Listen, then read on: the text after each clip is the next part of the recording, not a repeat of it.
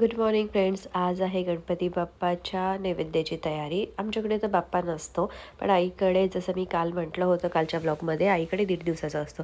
But तरी पण आपल्या घरातल्या देवाला सगळं नैवेद्य वगैरे लागतोच ना. सो नैवेद्याचीच तयारी झाली होती. मोदक आणि बाकी आपला जो जेवणाचा नैवेद्य आहे तो, हे बघा मोदकाची सारण वगैरे सगळं रेडी करून ठेवलं. माझ्याकडे जेवणासाठी माझी जी जेवणाची बाई आहे ती येते.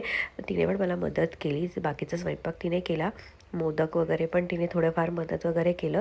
ॲक्च्युली माझं शेड्यूल बिझी असल्यामुळे, शाळेचं सगळं शेड्यूल असल्यामुळे मला जेवणाचं सकाळी खूप घाई होते.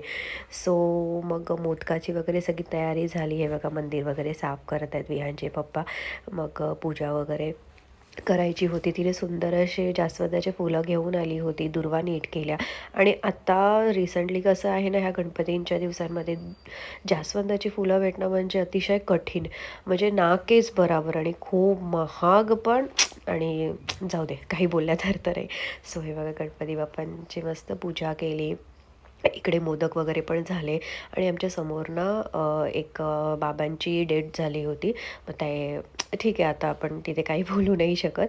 मग त्यांनी चहा वगैरे मागवला होता, मग तो दिला. मग त्याच्यानंतर नैवेद्य वगैरे दाखवलं, गणपतीची मस्त पूजा केली. आणि किती फ्रेश आणि प्रसन्न वाटतंय, खूप छान वाटतंय. नैवेद्यामध्ये चपाती, वरण, भात, आपली भाजी होती. जास्त नाही केलं कारण का जेवणासाठी आम्ही आईकडे जाणार होतो. हा बघा, हा समोर तो मुलगा राहतो त्यांच्या घरातला. त्यांच्याकडे आता सुतक लागलं आहे. मग हा म्हणाला मी ते जेवणार आहे. म्हटलं ठीक आहे, ओके.